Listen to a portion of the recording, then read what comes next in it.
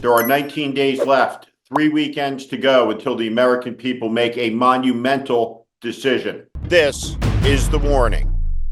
Yesterday, the Vice President of the United States went into Fox News and sat down with Bret Baier. Let's talk about Bret Baier. He is a preposterous figure. He's somebody who has gotten very, very rich enough to buy a $30 million house very close to Donald Trump's, where obviously he, Trump, and Matt Gaetz all go get the same Botox doctor to inject things into their faces. Look at him. This is an important point.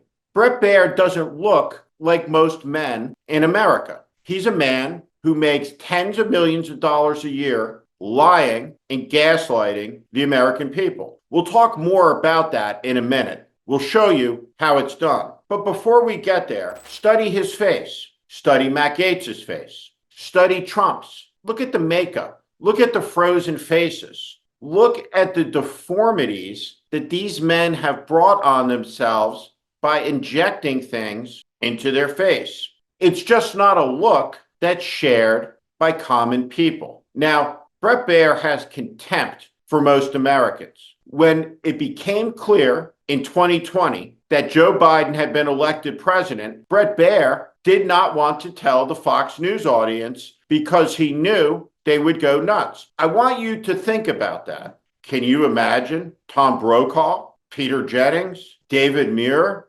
Lester Holt, Brian Williams, Norah O'Donnell, any of these people being afraid of the audience to report the news? It is the most astonishing facet of the entire 2020 election. The Fox News anchor, who has been celebrated by the media in Washington as the straight news, credible person on Fox, was afraid to deliver the election results. He is every bit the coward that Lindsey Graham is, that Mitch McConnell is. He is one of the people who failed to stand up for you. Now, what happened on Fox last night was glorious. In short, if you didn't see it, Kamala Harris went in there, cut his nuts off, and fed them to him. Let's watch the most important part of the interview when Bret Baier attempts to gaslight the vice president, gaslight the country about what it is that Donald Trump says and doesn't say out on the campaign trail. Here's the exchange. He's the one who talks about an enemy within, an enemy within, talking about the American people, suggesting he would turn the American military on the American people. We asked that question to the former president today. Harris Faulkner had a town hall, and this is how he responded. I heard about that. They were saying I was like threatening. I'm not threatening anybody. They're the ones doing the threatening. They do phony investigations. I've been investigated more than Alphonse Capone. He was the greatest gangster. No, it's true. But think of it. It's called weaponization of government. It's a terrible thing.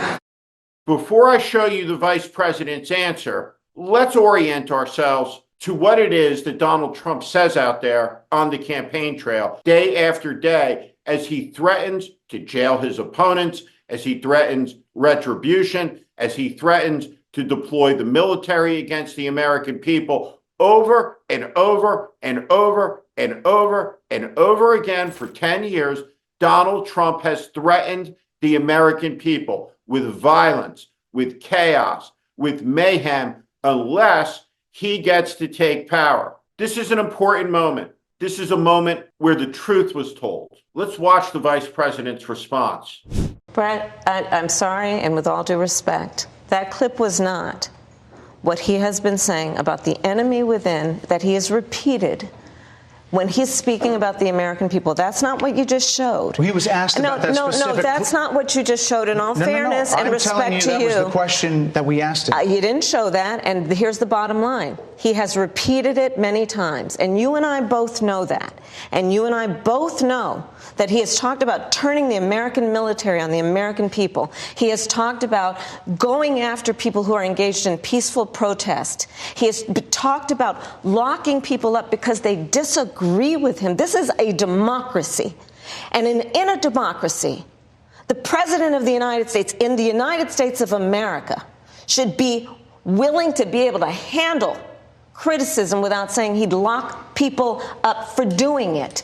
And this is what is at stake, which is why you have someone like the former chairman of the Joint Chiefs of Staff saying what Mark Milley has said about Donald Trump being a threat to the United States of America.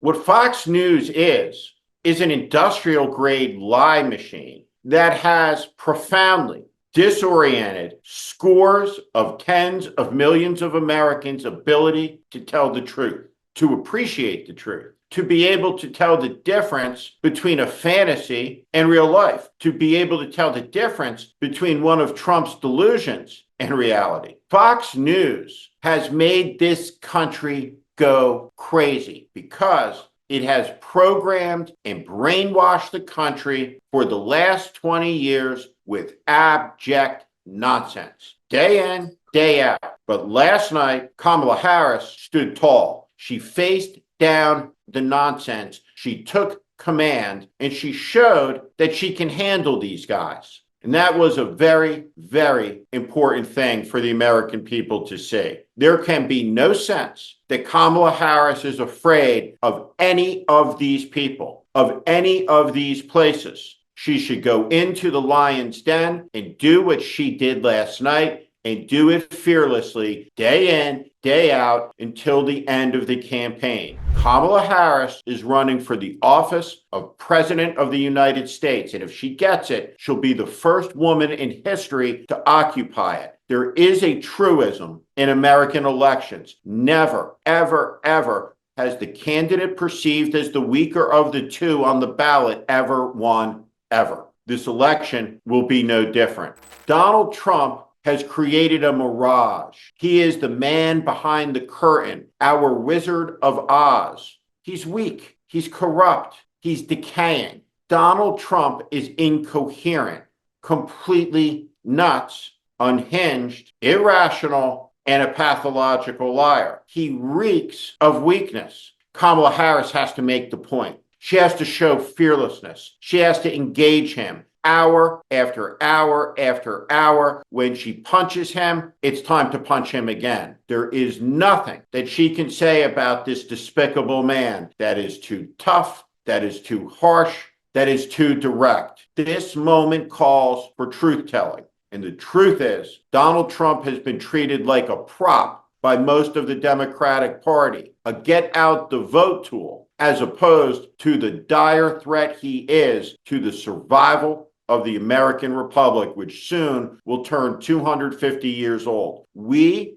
have reached an important inflection point, not just in this moment of time, but in the history of the country. Donald Trump is one of three people, only three, who have ever been nominated by a political party to be president 3 times. This is his third election at the end of a decade where he has dominated American culture like no person has in the history of American politics. Donald Trump has a proposition. He wants to be the king, or maybe an emperor, or a dictator. It doesn't matter what you call it. He wants to take power from us, give it to himself, give it to his family, and then he wants to have the license to take as much as he can get his hands on, as much as he can carry, as much as he can loot. Why? Because he's in charge.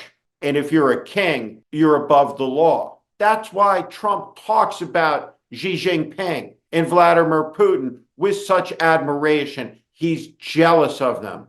They don't have restraint. He wants to be able to kill like they can. He wants to be able to imprison like they can. He doesn't understand the beauty, the brilliance, the majesty of the American system of government, the American way of life, the civilization that we were handed by our fathers and our mothers and our grandparents to make better for our children. If the American people place America's most despicable person into the White House, if we choose a fascist to sit in the seat that Abraham Lincoln once occupied, catastrophe will be close at hand. Have no illusions about that. Yesterday, the American people got to see the abject dishonesty and preposterousness of Bret Baier, of the whole premise of Fox News. And Kamala Harris called it out. Good for her. Last night on Jimmy Kimmel, there was a brilliant ad, and it speaks volumes to what's at stake and the question at hand for millions of American men. No strong man, no real man, looks at Donald Trump and sees strength. What they should see is a pathetic figure. What they should see is a liar, a man without dignity, a man without honor, the worst president in American history. And this ad perfectly sums it up in the plain English that the American people speak. This November, let's stop kidding ourselves. Donald Trump is afraid of rain, of dogs, of windmills, Merle Street, and being laughed at.